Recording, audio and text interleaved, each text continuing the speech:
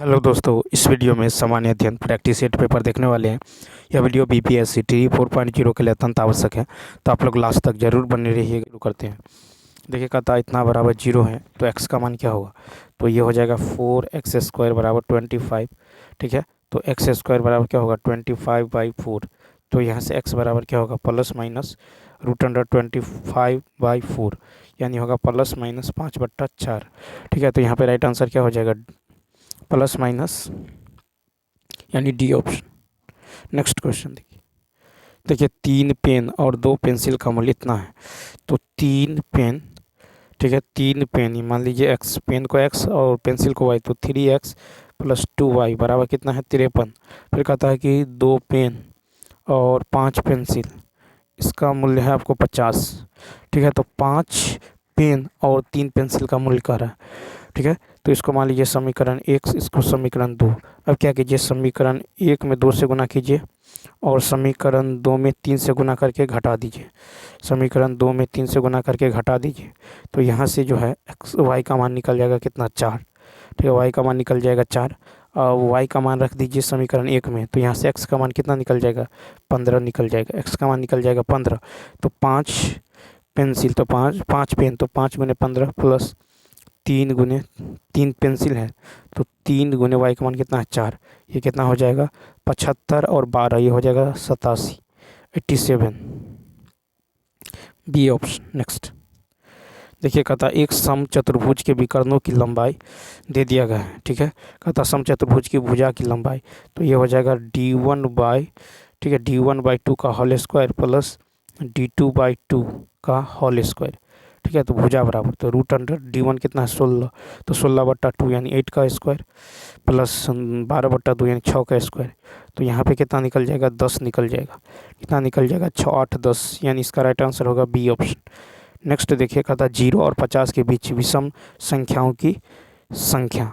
तो 0 और 50 के बीच का रहा है, इसका मतलब 1 लेंगे 2 लेंगे, ठीक है, सॉरी विषम का रहा है, तो 1 लेंगे 3 लेंगे 5 लेंगे, उसके बाद 49 लेंगे, क्योंकि इन दोनों के बीच का रहा है। ठीक है, 49 लेंगे। तो यहाँ पे जो है अंतिम पद निकाल लीजिए। तो 0 और 50 के बीच, ठीक है, विषम संख्याओं की संख्या क्या होगा, तो ये हो जाएगा आपको अंतिम पद। ठीक है, अंतिम पद, और ये हो जाएगा आपको अंतिम पद माइनस n बराबर निकालेंगे, तो अंतिम पद माइनस फर्स्ट टर्म, ठीक है, last term minus first term, यानी अंतिम पद माइनस प्रथम पद बाय डिफरेंस। ठीक है, अब प्लस का 1, तो कितना होगा 24 + 1, यानी यहाँ पे हो जाएगा आपको 25। तो कितना हो जाएगा 25।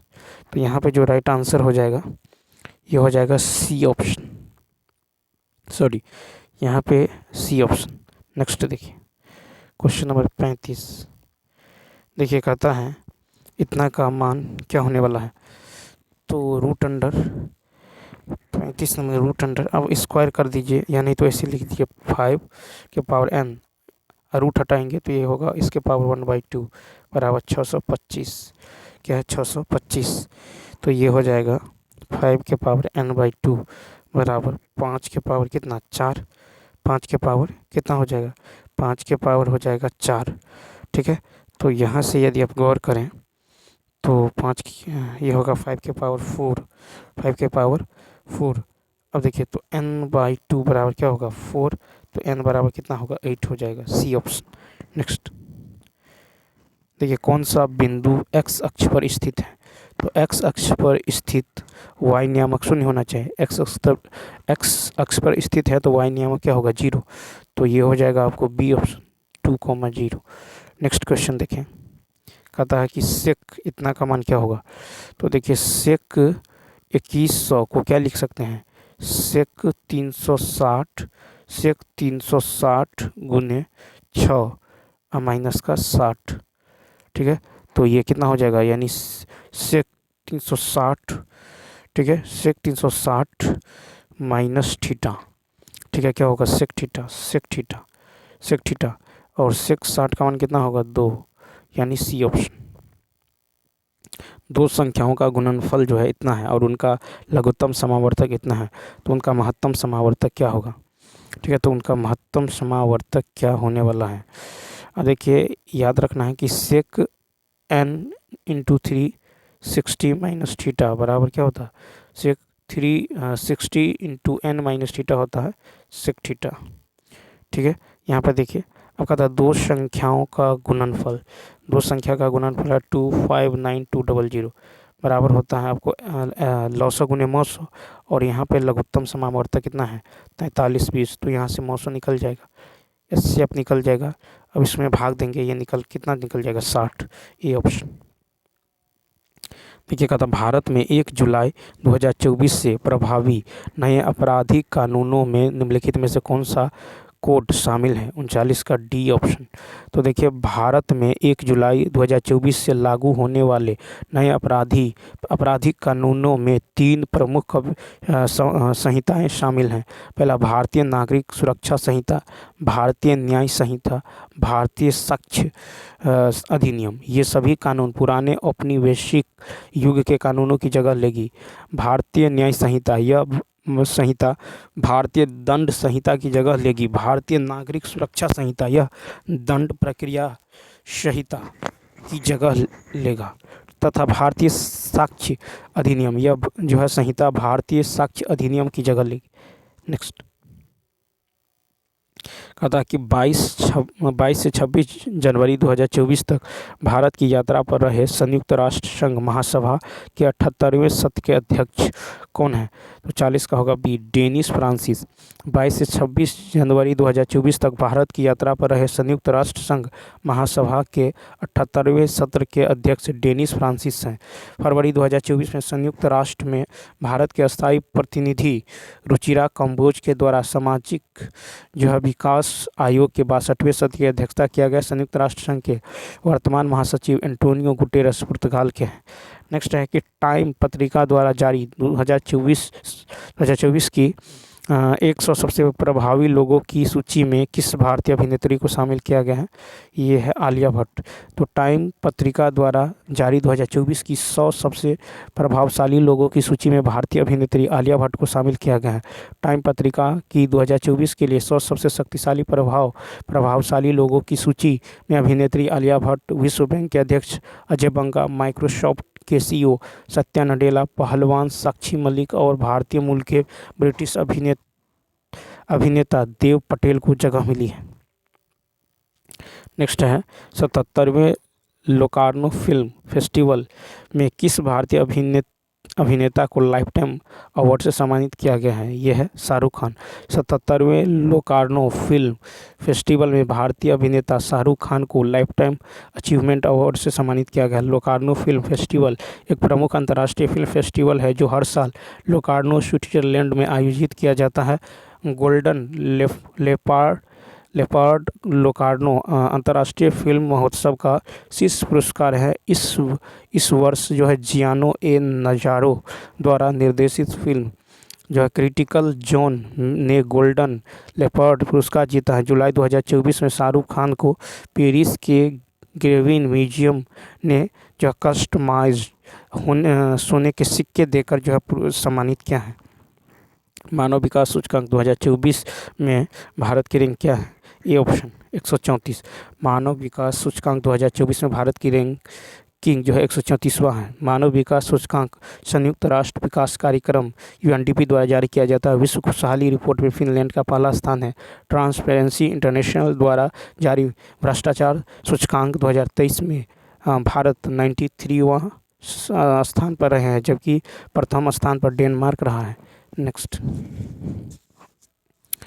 नेक्स्ट क्वेश्चन देखिए, कहता है कि अगस्त 2024 में उदार शक्ति सैन्य अभ्यास में भारतीय वायुसेना ने किस देश की वायुसेना के साथ भाग लिया है, ए ऑप्शन मलेशिया। तो अगस्त 2024 में उदार शक्ति सैन्य अभ्यास में भारतीय वायुसेना ने मलेशिया देश की वायुसेना के साथ जो भाग लिए हैं। डेजर्ट साइक्लोन ये भारत संयुक्त अरब अमीरात के बीच ठीक है थार रेगिस्तान में आयोजित हुआ।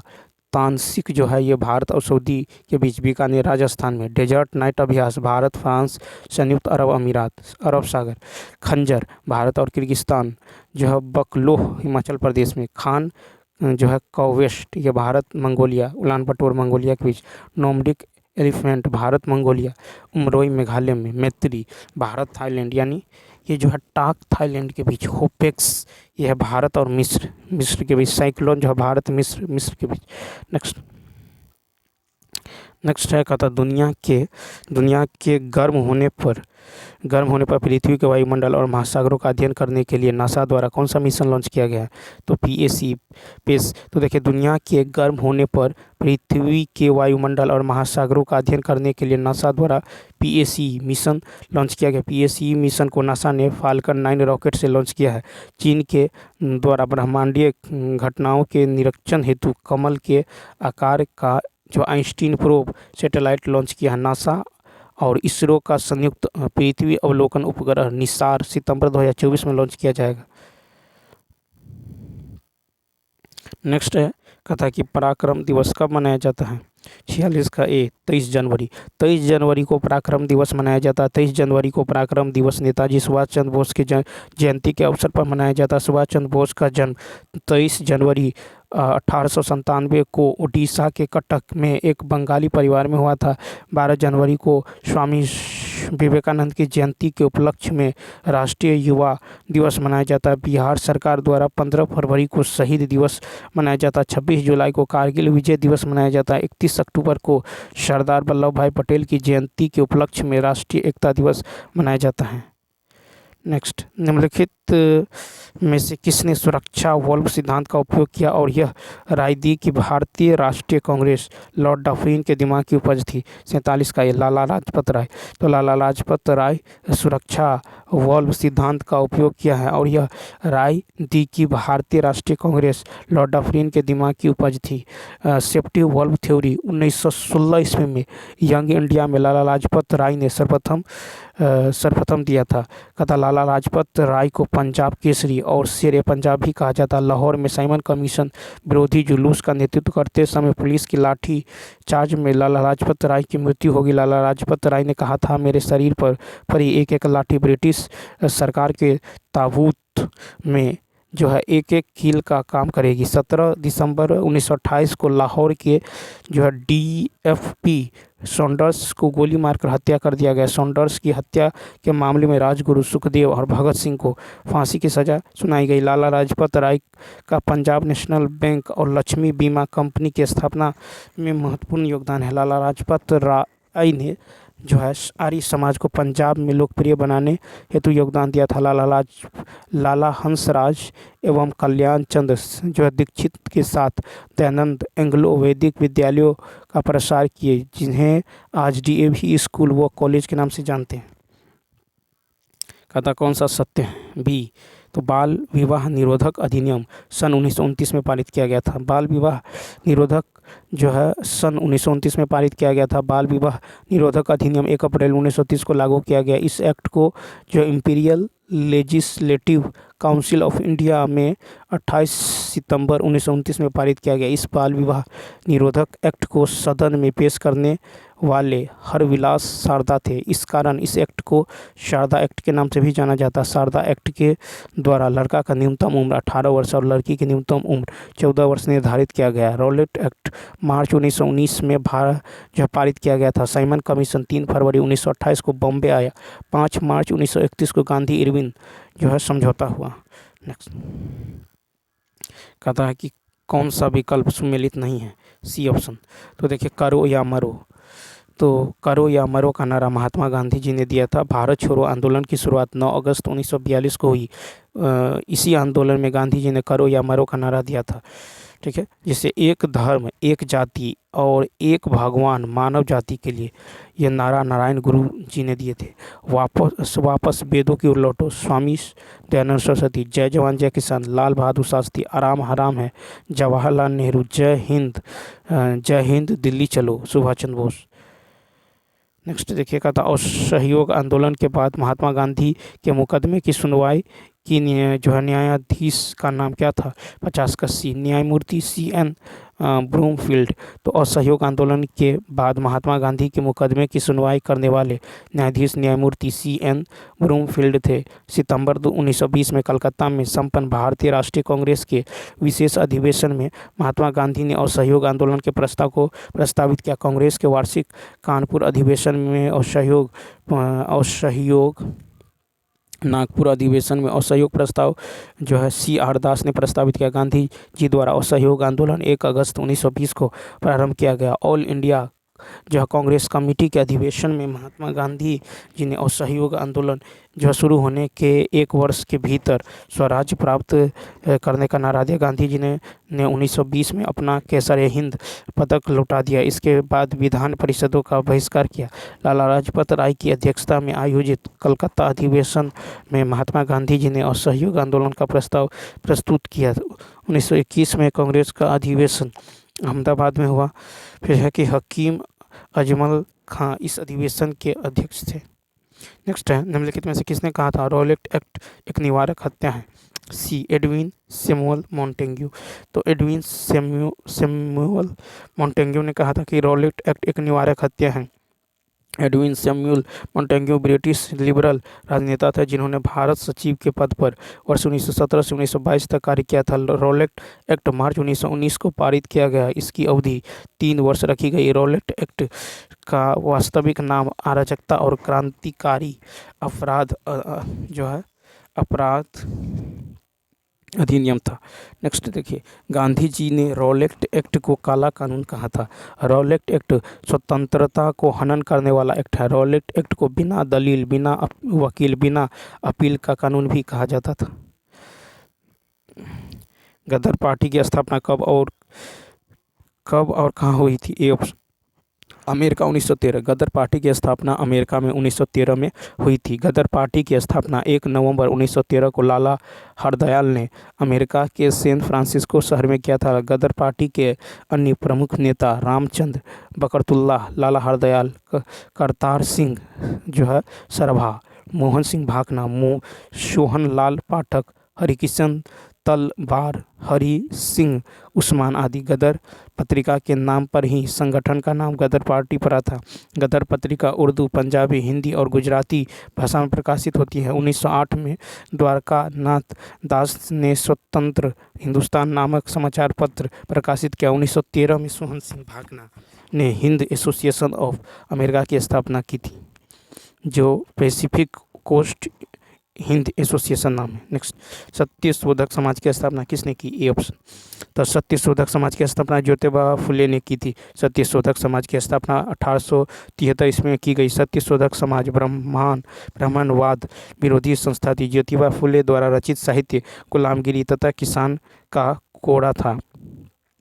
BR अम्बेडकर ने बॉम्बे में 1924 में बहिष्कृत हितकारिणी सभा की स्थापना की। अम्बेडकर ने 1936 ईस्वी में स्वतंत्र लेबर पार्टी की स्थापना की। अम्बेडकर ने 1920 ईस्वी में दी ऑल इंडिया जो है डिस्प्रेस्ड क्लास फेडरेशन की स्थापना की। महात्मा गांधी ने 1932 में हरिजन सेवक संघ की स्थापना की। महात्मा गांधी ने हरिजन नामक पत्रिका भी निकाला था। नेक्स्ट, कथा कि अकबर द्वारा किस वर्ष में इबादत खाना का निर्माण किया गया था? A option 1575। तो अकबर द्वारा 1575 में इबादत खाना का निर्माण किया गया था। मुगल शासन व्यवस्था को स्थापित करने का श्रेय अकबर को ही है। गुजरात विजय के दौरान अकबर सर्वप्रथम पुर्तगालियों से मिला और यहाँ उसने सर्वप्रथम समुद्र को देखा। फिर है कि दास प्रथा का अंत 1562 में। अकबर को हरमदल से मुक्ति 1562 में। इबादत खाना में सभी धर्मों के लोगों के प्रवेश की अनुमति 1578 में। मजहर की घोषणा 1579 में। इलाही संवत की शुरुआत 1583 में। जजिया कर समाप्त 1564 में। निम्नलिखित में कौन सा सही नहीं है? C option. सौरमंडल 2.3 बिलियन वर्ष पुराना। तो देखिए, सौरमंडल का निर्माण लगभग 4.6 बिलियन वर्ष पूर्व हुआ था। ग्रहों में सर्वाधिक गुरुत्वाकर्षण पर जो है बल बृहस्पति ग्रह 24.79 मीटर पर सेकेंड स्क्वायर का है। चेक गणराज्य की राजधानी प्राग में अगस्त 2006 में अंतर्राष्ट्रीय खगोलीय संघ की 20वीं जो महासभा की बैठक में प्लूटो को ग्रहों की श्रेणी से हटाकर बौना ग्रह की श्रेणी में डाल दिया गया। प्लेनेमस सौरमंडल से बाहर बिल्कुल एक जैसे दिखने वाले जुड़वा पिंडों का ग्रह है। सूर्य की जो है आयु लगभग 5 बिलियन वर्ष माना जाता है। पृथ्वी सूर्य आदि की आयु यूरेनियम विधि से प्राप्त किया जाता है। सूर्य पृथ्वी पर ऊर्जा का सर्वप्रमुख स्रोत है।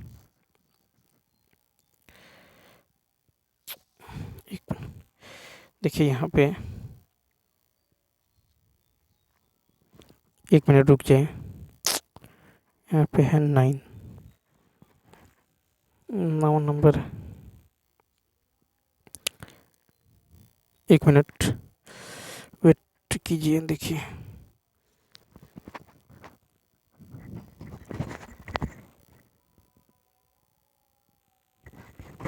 Question number 56।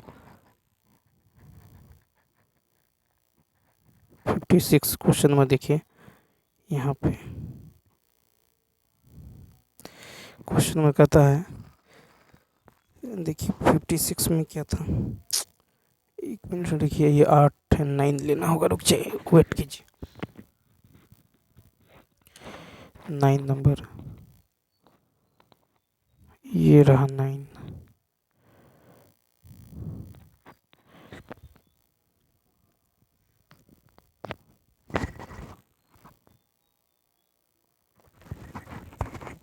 क्वेश्चन नंबर जो है 56।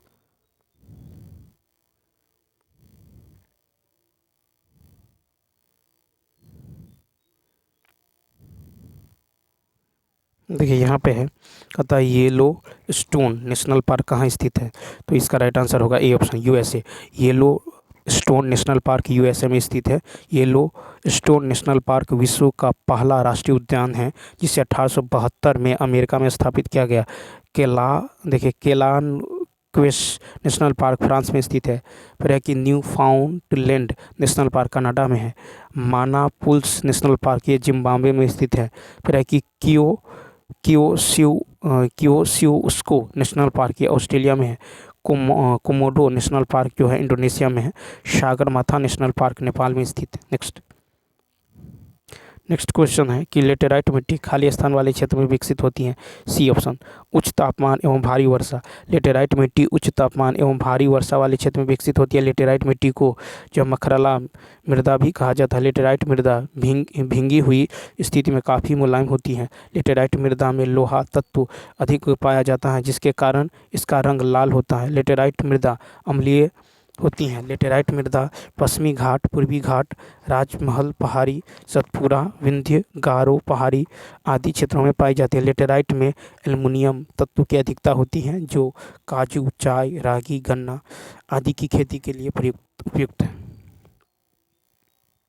नेक्स्ट, निम्नलिखित में से कौन सा पश्चिमी घाटों के लिए जो प्रयुक्त स्थानीय नाम नहीं है। 58 का सी, तमिलनाडु की इलायची पहाड़ियाँ। तमिलनाडु की इलायची पहाड़ियाँ पश्चिम घाटों के लिए प्रमुख स्थानीय नाम नहीं है। पश्चिम घाट को महाराष्ट्र, गोवा एवं कर्नाटक में सह्याद्री के नाम से जाना जाता है। दक्षिण में पूर्वी घाट एवं पश्चिमी घाट का मिलन बिंदु नीलगिरी की पहाड़ी है। इलायची पहाड़ियाँ दक्षिण पश्चिम घाट में केरल के दक्षिण पूर्व तथा तमिलनाडु के दक्षिण पश्चिम में अनाईमलाई पर्वत के दक्षिण में अवस्थित है। दक्षिण भारत की सर्वोच्च शिखर अनाईमुडी जो है 2675 मीटर है, जो अनामलाई पर्वत का सर्वोच्च चोटी है। दक्षिण भारत की दूसरी सर्वोच्च शिखर जो है दोदा बेटा 2637 मीटर है, जो नीलगिरी पर्वत श्रेणी में स्थित है। कहता है कि किस भारतीय अधिनियम के तहत जो है केंद्रीय अन्वेषण ब्यूरो को वन्य जीवों को नुकसान पहुंचाने वाले अपराधियों को पकड़ने तथा उन पर मुकदमा चलाने का अधिकार जो है प्रदान किया गया है। 59 का बी, वन्य जीव संरक्षण अधिनियम 1972। तो वन्य जीव संरक्षण अधिनियम 1972 के तहत केंद्रीय अन्वेषण ब्यूरो को वन्य जीवों को नुकसान पहुंचाने वाले अपराधियों को पकड़ने तथा उन लोगों तथा उन पर मुकदमों चलाने का अधिकार प्रदान किया गया है। वन्य जीव संरक्षण अधिनियम 1972 का उद्देश्य वन्य जीवों के अवैध शिकार, उनकी खाल, मांस आदि के ब्यौरा को रोकना है। फिर है कि वन्य जीव संरक्षण अधिनियम की अनुसूची 1 और 2 के तहत अवैध शिकार अभयारण्य या राष्ट्रीय जो है उद्यान की क्षति पहुंचाने पर 3 साल की सजा है और 7 साल तक बढ़ाई जा सकती है। पशु क्रूरता निवारण अधिनियम 1960 का उद्देश्य जानवरों के उत्पीड़न को रोकना है। पशु क्रूरता निवारण अधिनियम की धारा 4 के तहत भारतीय पशु कल्याण बोर्ड की स्थापना जो 1962 में की गई थी। पर्यावरण संरक्षण अधिनियम 1986 का उद्देश्य संयुक्त राष्ट्र द्वारा पर्यावरण संरक्षण की दिशा में किए गए प्रयासों को भारत में कानून बनाकर लागू करना है। पर्यावरण संरक्षण के संबंधित मामलों के प्रभावी और शीघ्र निपटान हेतु वर्ष 2010 में राष्ट्रीय हरित जो है अधिकरण की स्थापना की गई। भारतीय वन जो अधिनियम 1927 का उद्देश्य वनों, वन उपज, इमारती लकड़ी और वन्य जो है अन्य वन उपजों का संरक्षण करना है। कहता है कि निम्नलिखित में से कौन सा स्थान जहाँ वहाँ स्थित दर्रे के साथ सुमेलित नहीं है? C option. तो जेलेपला जास्कर दर्रा ये सही सुमेलित नहीं है। जेलेपला दर्रा सिक्किम में स्थित है। यह दार्जिलिंग व चुंबी घाटी से होकर गुजरने वाला मार्ग है। जेलेपला सिक्किम को ल्हासा तिब्बत से जोड़ता है। बनिहाल पीर पंजाल श्रेणी में स्थित है। बनिहाल दर्रा जम्मू को श्रीनगर से जोड़ता है। यह शीत ऋतु में बर्फ से ढका रहता है। फिर है कि खारदुंग ला लद्दाख पर्वत श्रेणी यह श्योक और नुब्रा घाटी को जोड़ता है। फिर है कि खारदुंग ला विश्व की सबसे ऊंची स्थान पर परिवहन योग्य जो सड़कों में एक है। जो जिला जो है यह बृहद हिमालय में दर्रा श्रीनगर को कारगिल और लेह से जोड़ता है। नेक्स्ट है कि टेलीग्राफ पठार किसका एक भाग है? बी ऑप्शन उत्तरी अटलांटिक।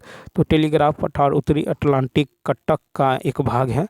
टेलीग्राफ पठार महासागरीय कटक हैं जो मध्य अटलांटिक कटक का ऊपरी भाग है। टेलीग्राफ पठार दक्षिण ग्रीनलैंड के समीप 55 डिग्री उत्तरी अक्षांश के पास स्थित है। यह उत्तरी अटलांटिक महासागर का सबसे चौड़ा जो है कटक है। 1853 में समुद्र के जो बार्थिमेट्रिक चार्ट का निर्माण करते हुए मैथ्यू जफॉर्टेन मेरी मौरी ने इस क्षेत्र का खोज किया।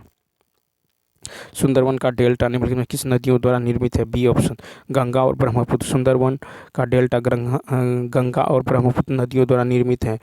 ठीक है, जैसे देखिए चापाकार डेल्टा ये नील नदी एवं गंगा ब्रह्मपुत्र का डेल्टा है। फिर है पंजाकार डेल्टा ये मिसौरी नदी की डेल्टा है। ज्वारनमुख डेल्टा ये भारत में नर्मदा व ताप्ती डेल्टा है। फिर है कि दुमा कृतिक यानी वृक्षाकार डेल्टा ये जो एब्री डेल्टा है। नेक्स्ट देखिए, कहता है कि एक गिलास पट से गुजरने पर प्रकाश किरण पुंज पर पार्श्विक विस्थापन निम्न पर निर्भर करता है। सी। तो आपतन कोण और ग्लास पट की मोटाई दोनों पर। तो देखिए एक गिलास पट से गुजरने पर प्रकाश किरण पुंज पर जो है पार्श्विक विस्थापन आपतन कोण और ग्लास पट की मोटाई दोनों पर निर्भर करता है। पार्श्व विस्थापन जो है जब प्रकाश की किरण कांच के गुटके पर आपतित होती हैं तो दो समानांतर सतहों से अपरिवर्तित होती हैं तो निर्गत प्रकाश की किरण एवं आपतित प्रकाश की किरण के समानांतर होती हैं। आपतित किरण एवं अपवर्तित किरण के बीच की लंबवत दूरी को ही पार्श्विक विस्थापन कहते हैं। निर्गत किरण का पार्श्विक विस्थापन ये नेक्स्ट देखिए, कहता है कि लाइम चूने को सुपर फास्फेट होता है। सी ऑप्शन प्राथमिक calcium phosphate plus gypsum. Lime चूने का सुपर फास्फेट जो है प्राथमिक कैल्शियम फास्फेट तथा जिप्सम का मिश्रण है। काली चूना यानी क्विक लाइम का रासायनिक सूत्र CaO है। ठीक है, जिप्सम का रासायनिक सूत्र CaSO4 × 2H2O है। प्लास्टर ऑफ पेरिस का रासायनिक सूत्र होता है CaSO4 × ½ H2O। ठीक है, ½ H2O। उसके बाद देखिए CaOH के हॉल 2 को बुझा हुआ चूना यानी स्लेक्ट लाइम कहते हैं। नेक्स्ट क्वेश्चन है कि कॉन्जुगेट प्रोटीन है। C option. तो फ्लेवोप्रोटीन कंजुगेट प्रोटीन है। जल अपघटन के प्रति व्यवहार के आधार पर या संगठन के आधार पर जो प्रोटीन 3 प्रकार के होते हैं। सरल प्रोटीन, ठीक है, ये जो है प्रोटीन जल अपघटन पर अल्फा एमिनो अम्ल देते हैं। उदाहरण जो एल्ब्यूमिन, क्रेटेनिन, गुटेलिन और है ग्लोब्यूलिन। फिर संयुग्मित प्रोटीन, ये प्रोटीन जल अपघटन पर अल्फा जो है अमीनो अम्लों के साथ अपरिवर्तनीय भाग भी देते हैं जिसे प्रोस्टेथेटिक समूह कहते हैं। एक है व्युत्पन्न प्रोटीन, ये प्रोटीन जल अपघटन पर लोअर प्रोटीन जो प्रोटीएज, पेप्टोनस एवं पॉलीपेप्टाइड देते हैं। नेक्स्ट 66 नंबर देखिए, कहता नेत्रदान में दाता की आंख के लिए किस हिस्से को जो प्रतिरूपित किया जाता है, बी ऑप्शन कॉर्निया। तो नेत्रदान में दाता की आंख के कॉर्निया हिस्से को प्रतिरूपित किया जाता है। आंख के भाग कॉर्निया, यह आंख के अग्रभाग को ढकने वाली पारदर्शी गोलाकार झिल्ली है। आइरिस, यह जो है कॉर्निया और लेंस के बीच का रंगीन डायफ्राम है। पुतली, यह परितारिका के छोटा सा छेद है। रेटिना, यह आंख की पिछली सतह है, ठीक है। और ब्लाइंड स्पॉट, यह वह बिंदु है जहां ऑप्टिक तंत्रिका आंख से निकलती है। इस बिंदु पर बनी छवि मस्तिष्क में नहीं भेजी जाती। कॉर्निया का नेत्रदान में आइरिस प्रकाश के मात्रात्मक नियंत्रण में तथा नेत्र में रेटिना का प्रतिबिंब का निर्माण होता है। कहा था कि बैंगनी, हरे, नारंगी और पीले रंगों से किस रंग का अपवर्तनांक सबसे कम होगा? 67 का बी नारंगी। नारंगी रंग का अपवर्तनांक बैंगनी, हरे, नारंगी और पीले रंगों में सबसे कम होता है। जिस रंग का तरंगदैर्घ्य जितना कम होता है उसका अपवर्तनांक उतना ही अधिक होता है, ठीक है। अपवर्तनांक समानुपाती होता है 1/, तरंगदैर्घ्य के। लाल का अपवर्तनांक 1.509 होता है, पीला का 1.511 होता है, हरा का 1.515 होता है, नीला का 1.516, बैंगनी का 1.521 होता है। कहता है कि कौन से आबंध हाइड्रोकार्बन के कार्बन कार्बन परमाणुओं के बीच बनते हैं? ए सहसंयोजी आबंध, हाइड्रोकार्बन के कार्बन कार्बन परमाणुओं के बीच सहसंयोजी आबंध पाए जाते हैं। इलेक्ट्रॉन के साझेदारी के परिणामस्वरूप बनने वाले ईंधन को सहसंयोजन बंधन कहते हैं, ठीक है। उसके बाद देखिए, आयनिक बंधन का जो है निर्माण इलेक्ट्रॉन के पूर्ण रूप से त्याग या ग्रहण के कारण होता है, NaCl MgCl2। नेक्स्ट देखिए 69 की यदि बात करें तो कहता है ऐच्छिक पेशियों के संबंध में कौन सा कथन गलत है? बी ऑप्शन, कोशिकाएं लंबी, बेलनाकार, अशाखित और एक केंद्रकीय होती हैं। ऐच्छिक पेशियों के संबंध में गलत कथन है, कोशिकीय लंबी, बेलनाकार, अशाखित और एक केंद्रकीय होती हैं। ऐच्छिक पेशियां अस्थियों से जुड़ी रहती हैं, अतः इन्हें कंकाल पेशियां कहते हैं। इन पेशियों में आड़ी धारियाँ पाई जाती हैं। इनमें अनुदैर्घ्य रूप से व्यवस्थित जो पेशी तंतुक होते हैं। ऐच्छिक पेशियाँ मस्तिष्क या रीढ़ रज्जु के जो नियंत्रण में कार्य करता है। अनैच्छिक मांसपेशियाँ हमारे इच्छा शक्ति द्वारा नियंत्रित नहीं होता है। फिर है अजैव निम्नीकरणीय का क्या तात्पर्य है? बी ऑप्शन, वे पदार्थ जो जैविक प्रक्रियाओं द्वारा विघटित नहीं होते हैं। अजैव निम्नीकरणीय पदार्थ वे पदार्थ हैं जो रासायनिक प्रक्रियाओं द्वारा विघटित नहीं होते हैं। अजैव निम्नीकरणीय पदार्थ में DDT, एस्बेस्टस, कुछ प्रमुख भारी धातु जैसे लोहा, मरकरी, निकेल आदि शामिल होते हैं। जैव निम्नीकरणीय पदार्थ प्रकृति में कवक, जीवाणु आदि के प्रभाव से विघटित होते हैं, जैसे कपड़ा, सूती, कागज आदि। तो चलिए दोस्तों, इस वीडियो में इतना ही। यदि यह वीडियो अच्छा लगा हो तो लाइक, शेयर और सब्सक्राइब करना न भूलें। तो चलिए मिलते हैं नेक्स्ट वीडियो में। Thanks for